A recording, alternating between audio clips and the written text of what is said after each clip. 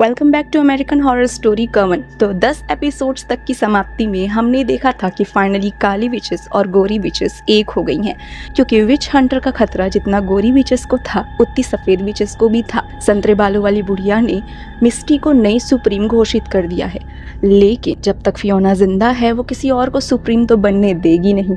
इसी के साथ में फियोना का सीक्रेट अफेयर चल रहा है एक्समैन नाम के एक सीरियल किलर के साथ में। ब्लैक विच के कवन में आ जाने के बाद से एक इंटरनल वॉर भी शुरू हो गई है कि सुप्रीम कौन बनने वाला है, क्योंकि ब्लैक विचेस भी अपने हक को पाने में पीछे हटने वाली तो थी नहीं। नान के मन में इच्छा पैदा हो गई है कि वो भी सुप्रीम बने, पर क्योंकि नान के पास सिर्फ एक ही पावर है कि वो माइंड रीड कर सकती है, इसी के साथ में उसे डाउन सिंड्रोम है। अपनी इन कमियों को जानकर नान काफ़ी ज़्यादा ऑफेंड हुई और भाग गई थी प्यार भरी दुनिया बसाने पड़ोस वाले लड़के के पास। लेकिन जब विच हंटर्स का हमला हुआ तो ये लड़का भी घायल हो गया, जिससे नान का सपना टूट गया। तो अब इंटरनल और एक्सटर्नल वॉर की कहानी जानेंगे फाइनल कुछ एपिसोड्स में अमेरिकन हॉरर स्टोरी के। एपिसोड नंबर 10 की शुरुआत होती है हमें मैरी को दिखाते हुए। मैरी ने फाइनली फियोना से माफ़ी मांग ली थी उन सभी चीज़ों के लिए जो उसने किया था, पर अब उनके सामने एक बड़ा खतरा था विच हंटर्स का। विच हंटर्स को हराने के लिए यहाँ पर सभी विचेस की ताकत इकट्ठी होना ज़रूरी थी, क्योंकि इतनी बड़ी एसोसिएशन को अकेले हराना ना तो फियोना के बस की बात थी और ना तो मैरी के बस की बात थी। तो बस दोस्ती हो गई थी दोनों में। मैरी जब यहाँ इत्मीनान से सो रही थी तो आधी रात को उससे मिलने के लिए सफ़ेद पाउडर और लाल आंखों वाला एक खतरनाक मेल विच आता है, जिसका नाम था पापा मोल्बा। पापा मोल्बा यहाँ पर एक बलिदान की मांग करता है मैरी से और उसे याद दिलाता है कि हर साल उसे बलिदान देना होता है। लेकिन ये बलिदान उसे क्यों देना था और किसका देना था ये हमें आगे दिखाया जाता है। किसका देना था? एक मासूम बच्चे का, जिसे हॉस्पिटल से चुरा कर मैरी लेके आ जाती है और अपने कमरे में छुपा देती है। लेकिन एक मासूम बच्चे का बलिदान पापा मोल्बा क्यों मांग रहा था, ये बहुत बड़ा राज है। खैर अगली सुबह ही विच एसोसिएशन को ढहाने की तैयारी शुरू होती है। मैरी का काला जादू और फियोना का सफ़ेद जादू एक ऐसा खतरनाक स्पेल बनाते हैं जिसके कारण विच एसोसिएशन के ऊपर में इनकम टैक्स की रेड और सारे ऑफिशियल्स की रेड पड़ जाती है। उनके शेयर्स 50% डाउन हो गए थे और विच हंटर एसोसिएशन की कमर टूट चुकी थी। उन्हें भी समझ में आ चुका था कि सारी विचेस अब एक हो गई हैं, तो उनसे बदला लेना आसान बिल्कुल भी नहीं होगा। लेकिन फियोना को ऑलरेडी कैंसर था और आज उसने अपनी काफ़ी ज़्यादा पावर का इस्तेमाल कर दिया था, जिसके कारण वो काफ़ी बीमार हो जाती है। मैरी, जो कि अब फियोना की दोस्त बन गई थी, एक अच्छी दोस्त होने के नाते उसका ख्याल रख रही थी। यहाँ पे फियोना फिर से मैरी से रिक्वेस्ट करती है कि उसे अमरता का रस दे दे, जिस पर मैरी कहती है कि अगर उसने फियोना को अमरता का रस दे दिया तो फियोना इसी तरीके से एक बूढ़ी और कैंसर पीड़ित बनकर ही जिंदगी भर अमर रहेगी। जिस पर फियोना फिर से मैरी से पूछती है कि वो कैसे हमेशा जवान है और बीमारियों से मुक्त है, जिस पर मैरी एक काला सच उसे बताती है। मैरी बताती है कि उसने पापा विच से एक ट्रीटी साइन की है। पापा विच अमरता का वरदान देते हैं, लेकिन बदले में विचेस की आत्माओं को ले जाते हैं। इसी के साथ में साल में एक बार पापा विच उस विच के पास आते हैं और संबंध बनाते हैं। हमेशा हर साल ये प्रक्रिया चलती रही। मैरी के लिए बहुत आसान था, क्योंकि साल में एक बार सिर्फ संबंध बनाना होता था। लेकिन एक दिन जब मैरी प्रेग्नेंट हो गई तो पापा विच ने मैरी के जन्मे हुए बच्चे की डिमांड कर दी और मैरी अपने लालच और जवानी के जुनून में इस विश को रोते हुए भी एक्सेप्ट कर ली थी। और तब से पापा विच सिर्फ एक नवजात बच्चे की ही डिमांड करते हैं। और कहानी की शुरुआत में मैरी जिस बच्चे को चुरा रही थी, इसी रिचुअल के लिए चुरा रही थी, ताकि इस बच्चे का बलिदान देकर पापा से अमरता का वरदान ले सके फिर से अगले साल के लिए। लेकिन अब फियोना को किसी भी तरीके से ये अमरता चाहिए थी, तो वो भी डिसाइड करती है कि वो पापा विच से कॉन्ट्रैक्ट करे। खैर यहाँ पे जब से ये खबर आई थी कि मिस्टी नई सुप्रीम होने वाली है, कई सारी विचेस इस चीज़ से नाराज़ थी। नान तो खास तौर पर नाराज़ थी, क्योंकि उसे लग रहा था कि उसे डाउन सिंड्रोम है, इसलिए लोग उसकी शक्तियों को सीरियसली नहीं लेते। वही मेडिसिन को गुरूर था कि वो तो पहले से सुप्रीम बन सकती है, उसके पास दो पावर जो है। मेडिसिन कई बार मिस्टी के मन में डाउट डालने का पैदा करती है कि एक विच होना आसान नहीं है, और सुप्रीम बनने के बाद तो उसकी ताकतें भी बढ़ेगी और प्रॉब्लम्स भी बढ़ेंगी। लेकिन मेडिसिन के इस ट्रिक को मिस्टी समझ ही जाती है। वो उसकी बातों में नहीं आने वाली थी। तो मेडिसन ने वही ट्रिक अपनाई जो फियोना अपनाती है। वो मिस्टी को बेहोश करके एक ताबूत में जिंदा ही दफन कर देती है। उसे लगता है कि मिस्टी उसके राह का कांटा था जो कि अब हट चुका है। सच में मेडिसन बहुत लालची है, लेकिन लालच तो नान के अंदर भी कम नहीं था। उसे लग रहा था कि अगर वो सुप्रीम नहीं बन पाई तो क्या हुआ, वो पड़ोस वाले लड़के के साथ शादी करके एक हैप्पी लाइफ जिएगी। इसलिए वो फिर से पड़ोस वाले लड़के से मिलने जाती है जैसे पिछली बार गोली लग गई थी। लेकिन अचानक से पता चलता है कि वो लड़का खत्म हो गया है। नान को इस बात पर यकीन नहीं होता और वो लड़के की माँ के माइंड को रीड करती है। माइंड रीड करने से उसे पता चलता है कि लड़के की तबीयत सुधर गई थी, लेकिन उसकी माँ ने खुद ही उस लड़के को मार दिया क्योंकि उसका चक्कर पड़ोस वाली विचेस के साथ चल रहा था। अब उसकी माँ क्योंकि क्रिश्चियन धर्म में बिलीव करती थी, इसलिए बिल्कुल भी बर्दाश्त नहीं कर पाई कि बेटा क्रिश्चियन धर्म होने के बावजूद विचेस के साथ क्यों रह रहा है। इसलिए गुस्से में उसने अपने बेटे का किस्सा ख़त्म कर दिया, जो सुनकर नान आग बबूला हो गई और उसकी माँ को अंदर से साफ कर दी, यानी ब्लीचिंग पाउडर खिला दी, जिससे माँ का भी किस्सा ख़त्म हो गया।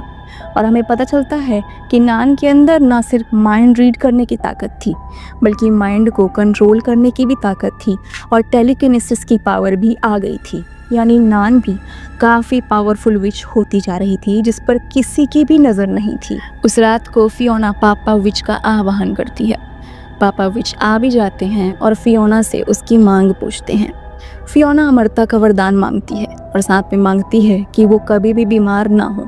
लेकिन पापा विच का कहना था कि फियोना की सोल बहुत ही ज़्यादा गंदी है, इसलिए वो उसकी सोल को नहीं ले सकते और ना ही फियोना को उसका वरदान देंगे। फियोना का दिल टूट गया था, उसकी आखिरी उम्मीद भी ख़त्म हो गई थी कि तभी वहाँ एक्समैन आता है और फियोना को रोते देखकर कहता है कि तुम्हारी ताकत कम हो रही है क्योंकि कवन में एक नई विच पैदा हो रही है। ऐसे में मैं उस नई विच का पता लगाऊंगा और उसकी जान ले लूंगा ताकि उसके खत्म होते ही तुम्हें पुरानी ताकतें फिर से मिल जाए। लेकिन यहाँ पे प्रॉब्लम ये थी कि मिस्टी, वुडू गर्ल, जोई, मेडिसन, नान, इन सब में से रियल में अच्छा सुप्रीम कौन बनने वाला था, क्योंकि ताकतें तो सभी की बढ़ रही थी। और नान ने अपना भांडा खुद फोड़ दिया।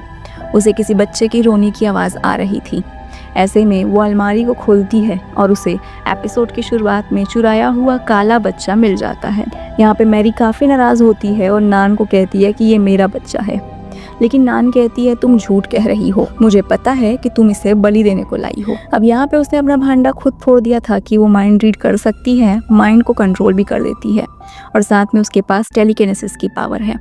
तो ऐसे में निजात पाने के लिए मैरी और फियोना दोनों मिलकर नान की बलि दे देते हैं, क्योंकि वो भी तो एक प्योर सोल थी ना। और पापा इस गिफ्ट को एक्सेप्ट कर लेते हैं और इस काले बच्चे को इस बार के लिए छोड़ देते हैं, क्योंकि इस बार उन्होंने नान को एक्सेप्ट कर लिया था। फियोना की राह का एक और कांटा हट चुका था और एपिसोड नंबर 11 शुरू होता है। यहाँ पे कवन में बहुत सारी विचेस आ चुकी थी, तो अब कवन में काम भी बढ़ गया था और एक नौकर की ज़रूरत थी। तो ऐसे में मैरी गले को जोड़कर मोटी मदर को फिर जिंदा कर देती है और मदर फिर से यहाँ पे नौकरों वाला काम करने लगी थी। लेकिन तुम्हें लगता है कि मदर के अंदर का कालापन इतना जल्दी मिट जाएगा? नहीं।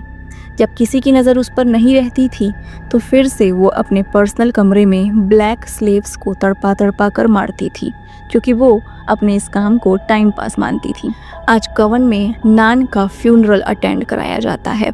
सभी को मिस्टी की तलाश थी, क्योंकि मिस्टी इकलौती ऐसी विच थी जो लोगों को ज़िंदगी दे सकती थी।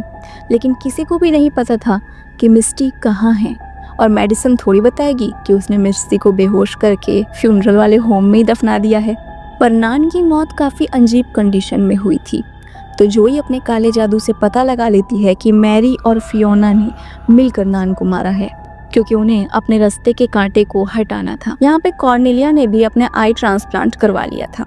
वो सब कुछ देख पा रही थी, लेकिन उसकी ताकत ख़त्म हो चुकी थी।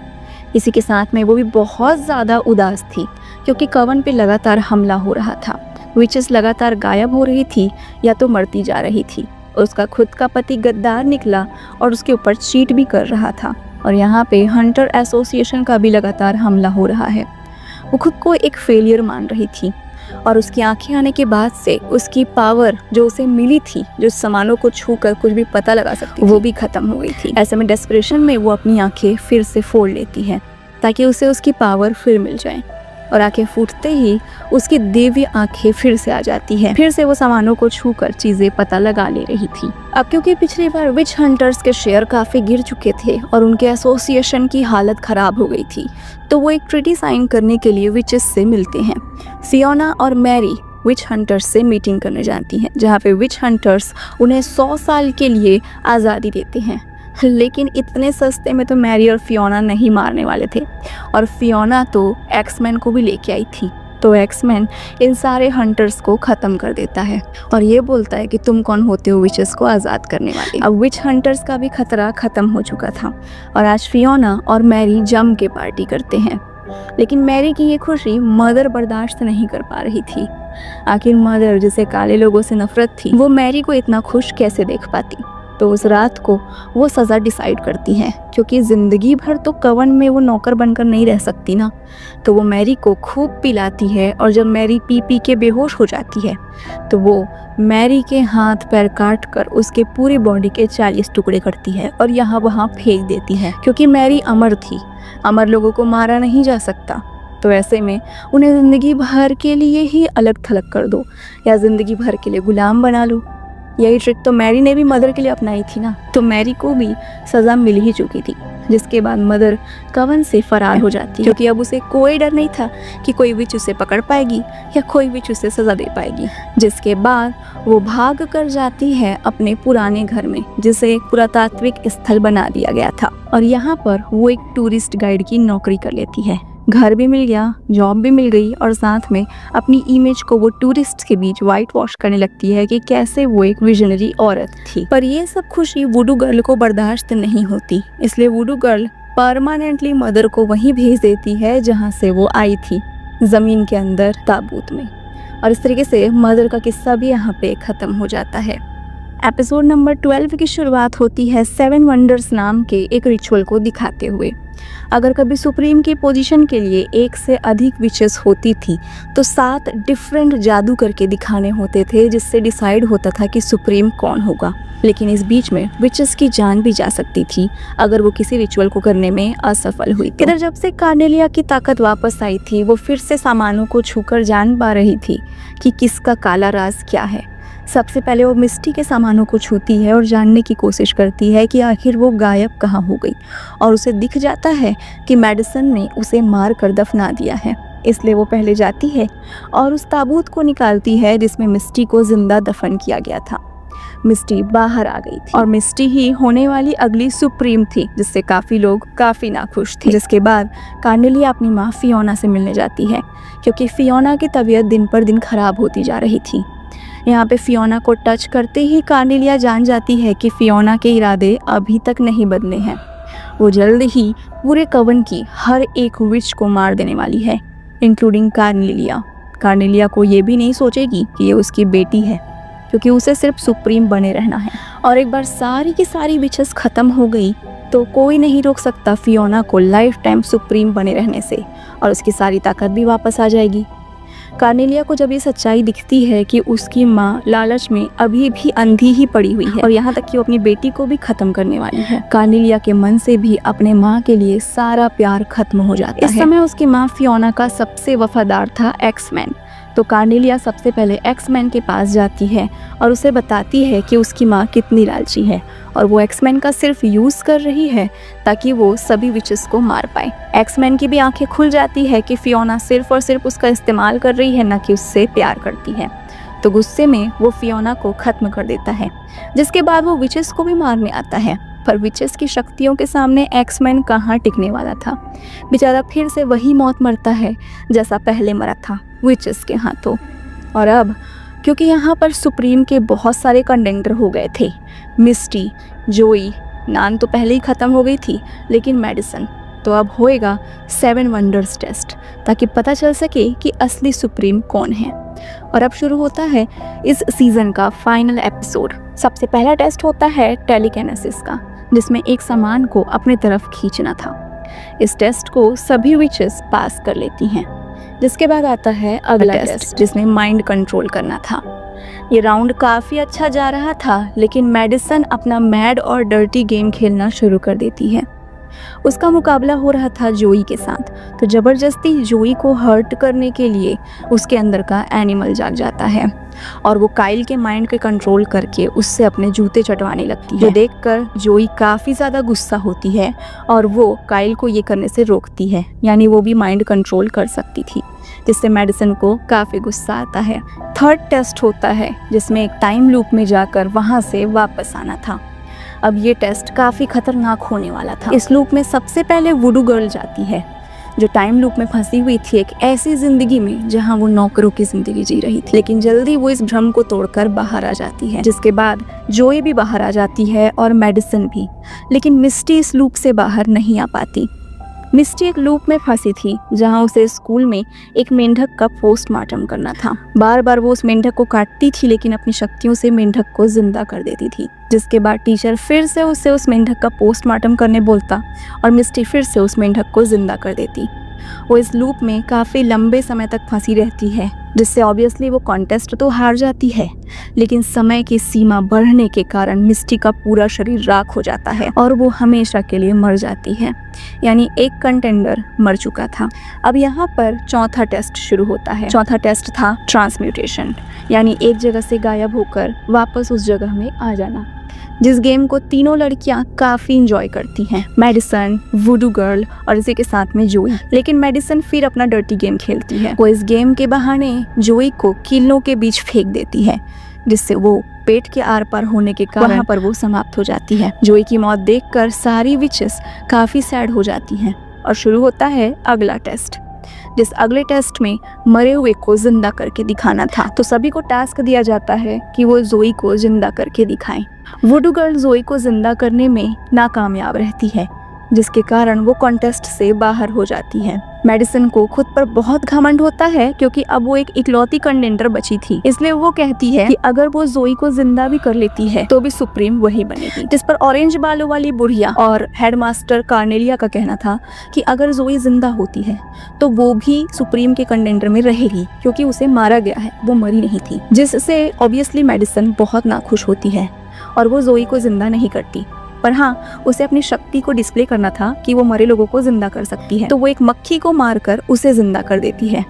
इस तरीके से वो अपनी पावर को भी डिस्प्ले करती है, लेकिन जोई को जिंदा नहीं कर और वो सुप्रीम बन जाती है। लेकिन वो एक इतनी बुरी सुप्रीम थी जिसे कोई भी अपना सुप्रीम नहीं मानेगा। वो बहुत ही ज्यादा लालची थी, बिल्कुल फियोना की तरह। तो ऐसे में संतरे बालों वाली बुढ़िया कार्नेलिया को सजेस्ट करती है कि वो भी एक पावरफुल विच है, तो क्यों ना वो पार्टिसिपेट करे सुप्रीम के कंटेस्ट में। ऑब्वियसली मेडिसन यहाँ पे बहुत अपोज करती है कि कार्नेलिया अंधी है और अंधे लोग या बीमार लोग सुप्रीम नहीं बन सकते। जिस पर संतरे बालों वाली बुढ़िया कहती है कि मैं काउंसिल मेंबर हूँ, मैं रूल बनाती हूँ और मैं डिसाइड करूंगी कि कौन कंटेस्ट में पार्टिसिपेट करेगा और कौन नहीं। जाहिर सी बात है, पिछले हुए सभी टेस्ट को कार्नेलिया काफ़ी आसानी से पास कर लेती है, फिर चाहे वो माइंड कंट्रोल की ताकत हो, चाहे फिर वो सामानों को हिलाने की। और उसके बाद वो अपनी ताकत से जोई को भी जिंदा कर देती है, जो देखकर मेडिसन जान गई थी कि अब वो हारने वाली है। खैर, नेक्स्ट टेस्ट शुरू होता है, जिस टेस्ट में किसी सामान को छूकर उसके पास्ट के बारे में जानना था और कार्नेलिया के लिए तो ये बाएं हाथ का खेल था। वो इस गेम को आसानी से जीत जाती है, लेकिन मेडिसन हार जाती है और हारी हुई बिल्ली खंभा नोचे। वो गुस्से में कहने लगती है कि ये सब पहले से प्लान था और अब वो चली जाएगी हॉलीवुड में, क्योंकि वो ऑलरेडी स्टार थी, उसे कोई सुप्रीम नहीं बनना है। जिसके बाद गुस्से में वो अपना बैग पैक करने लगती है, लेकिन बुरे काम का बुरा नतीजा होता है। यहाँ पे काइल आता है, जो ऑलरेडी मेडिसन के बिहेवियर से काफ़ी ऑफेंडेड था, तो मेडिसन का गला दबा के मार देता है, ये कहते हुए कि जब उसके पास मौका था उसने जोई को जिंदा क्यों नहीं किया। और इस तरीके से मेडिसन मर चुकी थी और मेडिसन को यहाँ कोई जिंदा नहीं करने वाला, क्योंकि जितने बुरे काम उसने किए थे उसे एक मौका दिया गया था। फाइनली अपनी अच्छाई और 7 वंडर्स टेस्ट के कारण कार्नेलिया नई सुप्रीम बन गई थी और सुप्रीम की पोजीशन क्लेम करते ही उसे अमरता का वरदान मिलता है, इसी के साथ में हेल्थ का, जिसके कारण उसकी आंखें वापस आ गई थी। और अब एक अच्छी हेडमास्टर और एक अच्छे सुप्रीम होने के नाते फाइनली कार्नेलिया विचेस का जादू और विचेस के बारे में सच्चाई पूरी दुनिया के सामने ले आती है। साथ में पूरी दुनिया को अश्योर करती है कि विचेस अच्छी होती हैं, वो किसी की बुराई नहीं चाहती। इसलिए जो भी लड़कियां खुद को विच समझती हैं हमारे स्कूल में आए और ट्रेनिंग ली। इस तरीके से कवन फिर से आबाद हो जाता है। कई सारी नई विच पूरी दुनिया से आती हैं यहाँ पे जादू सीखने, और अब कोई विच हंटर भी नहीं है। बट तुम्हें लगता है ये हैप्पी एंडिंग थी? फियोना अभी तक जिंदा थी, वो मरी ही नहीं थी। उसके मरने का नाटक सिर्फ और सिर्फ एक्समैन के साथ उसके खेली हुई एक चाल थी, क्योंकि उसे जानना था कि असली सुप्रीम कौन बनने वाली है। और जब उसे पता चलता है कि असली सुप्रीम उसकी बेटी ही है, तो वो फिर से नाटक शुरू करती है कि मुझे मार दो या तो मुझे सुप्रीम बन जाने दो। लेकिन अब नई सुप्रीम बन चुकी थी, इसलिए फियोना की ताकत बहुत कम हो चुकी थी और फियोना अपनी बेटी की बाहों में ही दम तोड़ देती है। यानी अब हुई हैप्पी एंडिंग। यहाँ पे कई सारी नई विच कवन में आती हैं और कवन को लीड करने वाली थी Cornelia as a supreme, voodoo girl और जोई अपने अच्छे जादू से। तो ये कहानी आपको पसंद आई होगी, और अगर पसंद आई है तो हमारे चैनल को सब्सक्राइब ज़रूर करिएगा, क्योंकि जल्दी हम अमेरिकन हॉरर स्टोरी का सीज़न 4 भी लेके आएंगे।